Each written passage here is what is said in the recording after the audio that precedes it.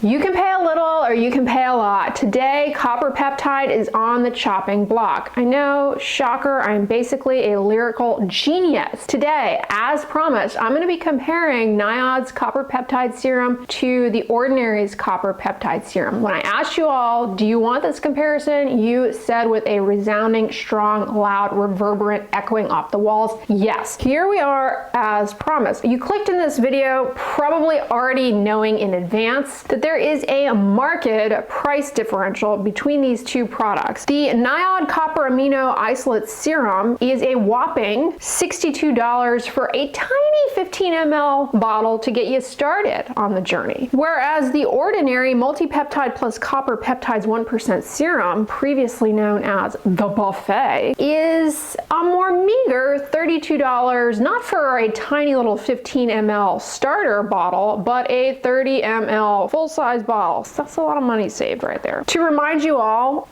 in summary, copper peptides, they're small, they have a decent chance of penetrating well into the skin. They are well known for their anti-inflammatory, antioxidant properties, as well as for perhaps supporting wound healing and better collagen production in the deeper layers of the skin. They've been shown clinically in human volunteers to improve the thickness of the epidermis and the dermis, as well as skin elasticity. These are things that, you know, kind of wane, wax as we get up there in years, and we want to try and remediate. Now, copper peptide, it's got research behind it, but it's not super robust. It's not like randomized controlled trials, but there is some there, and a lot of people just like using them and find that their skin looks better. Now, aside from the obvious price differences between these two, the Ordinary, you've got a subtle hexapeptide 8. That is one we should be recognizing at this point if you are one who dabbles a lot in the peptide arts, because that is the well-known argireline, the quote-unquote Botox in a bottle, that has actually been shown when applied consistently around the eyes to diminish wrinkle depth around the eyes, and when applied to the face, you get a diminishment in wrinkle depth. And it helps objectively in clinical volunteers to improve skin moisturization. But it's not just argireline in this serum, it's also its cousin, partner, confidant, pentapeptide 18.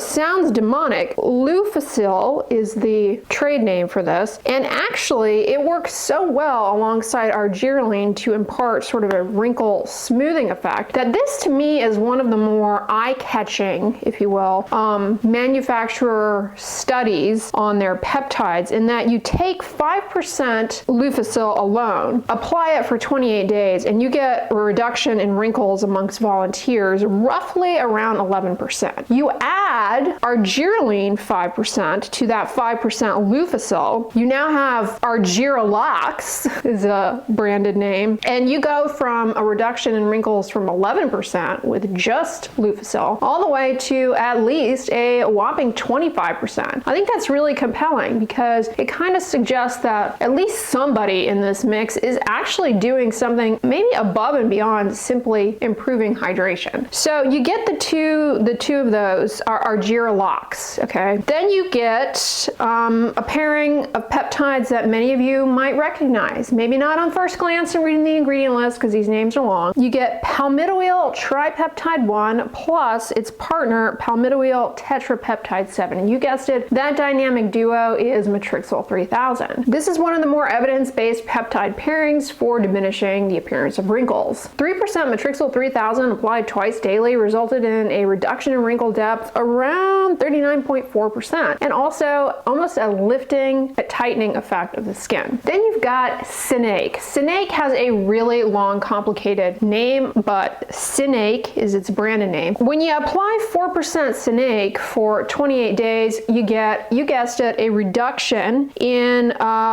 fewer wrinkles, and you also get smoother skin. This also has another jazzy little peptide known as relastase, and this isn't a peptide that is thought to work by inhibiting elastase. That's the enzyme that is responsible for chewing up some of our elastic tissue and resulting in a decline in skin elasticity. Now, whether or not you put this on your skin and it actually objectively inhibits the enzyme activity in your skin remains to truly be determined, okay? But it has been shown when applied at 4% strength for 8 weeks of dedication to lead to a 14% improvement in elasticity and a 15.6% improvement in skin tightness. Importantly, this was done in women in their upper 40s, so mature skin, as I like to call it. And no, it's not a spicy movie, it's just an age group. This is in contrast to the Niod copper amino isolate serum, which again is substantially more expensive. The copper amino isolate serum from Niod, it doesn't have argireline. It doesn't have matrixyl 3000. It doesn't have Lufacil, Argirelox, the combination of argireline and pentapeptide 18. It does not have Sinake.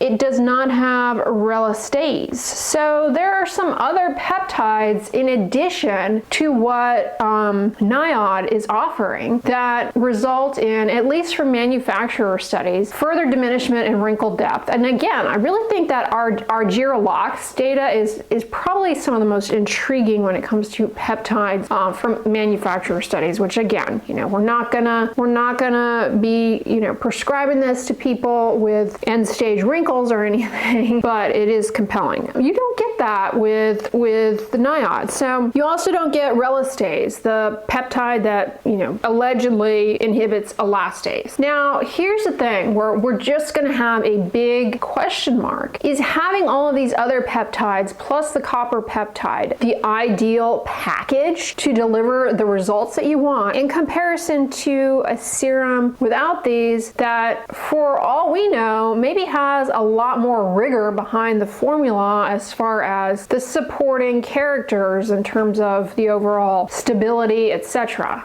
Big unknowns here. Like if we were able to get, 100 mature women and put 50 of them in an arm that used Niod and 50 of them in an arm that used the Ordinary, would we really see any difference? Hard to say. We're not going to get studies like that. When you choose to pay more for Niod's copper peptide serum, you are choosing to abandon some of these other compelling peptides and just really focus on a select set of peptides here. And you're paying more for fewer ingredients, but maybe for all we know, a better overall formulation. I don't know. I kind of tend to doubt that and think to myself, Niod and the Ordinary, these are, under the same umbrella of ownership, same type of R&D behind the ingredients, formulations. I'm willing to bet that they probably, at least from the angle of the copper peptides, they probably perform similarly. So you're like, okay, great. Well, what did you think, Dr. Dray? Some people don't care about my personal experience using products. Other people ignore a review if I don't share my personal experience using it. They say, how can you review something you never even used? Well, I have used both of these. I went through an entire bottle actually of the Ordinary's copper peptide serum about a year ago, kind of around the time that they released that pink barrier serum. I remember I was using the copper peptide serum from the Ordinary and I was like, wow, this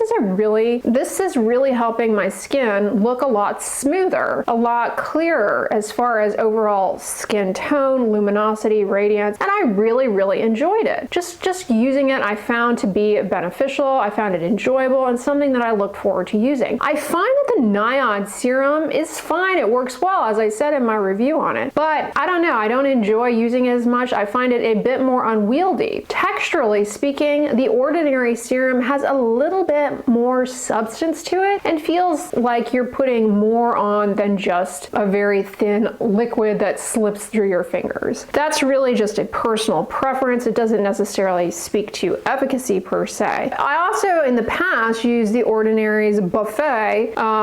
It's since been been reformulated, but long story short, the ordinary copper peptide serum has been one of the most robust performing on my skin copper peptide serums out there. Having really given the Niod one a rigorous test, found it to be effective, beneficial. I honestly don't really have a strong reason to encourage you all to buy the Niod one if you're interested in copper peptides, because remember, copper peptides are not required reading. You get pulled over by the cops, they're going to ask for a license, registration, proof of insurance. They're not going to be inquiring about what kind of copper peptide you are using, and that's not going to be a determining factor in who your cellmate will be. Take everything in big picture terms, not required reading. These are things that you willingly are signing up for, doing for, you know, the enjoyment of skincare and possible improvement in the visible appearance of wrinkles, skin texture, elasticity, smoothness. And I gotta say, for those features alone, these two products perform on my skin, okay, on my skin, the same. I wish I could tell you how it performed on everyone else's skin, but we don't have clinical research to back that up. Here is where we are left standing. I would say this: try the ordinary one if you are interested in trying a copper peptide serum. It's very good. Now, you also get these other peptides in the product that have a track record of demonstration in human volunteers of diminishing fine lines, wrinkles, improving skin elasticity. So you're getting something that likely will help to a certain extent in that product. Here's when you should try the Niod one. Maybe for whatever reason you don't get along well with like Matrixyl. You've tried that peptide pairing before and it irritated your skin. You tried argireline before and you know, for whatever reason it irritated your skin. You solely are intrigued by, you know, more of the copper peptide angle, then maybe you want to try the Niod one, although I suggest going with a smaller bottle to test it out first. The other reason to dabble in the Niod art is if you've already used the ordinary one, you're liking it, you genuinely get along well with copper peptides and find them to be very helpful in your routine, and you're just interested. Your interest has been piqued. Is an expensive product going to work better for me, the same, or not as good? In which case, I would say hold your horses until November, because these products, I believe, will likely go on sale in November. So we are in the month, I'm filming this in the month of March. So if it were me making this decision, by the time November rolled around, I would have completely forgotten this whole discourse probably. And many of you will forget you even watched this video, because let's face it, it's not up for an Oscar or anything. You know, when you're on that first date with someone and you're getting to know somebody and you're having that awkward moment where you reach for the breadbasket at the same time, and you're like, oh, and you're thinking of things to ask, and maybe they're inquiring about what your favorite films are.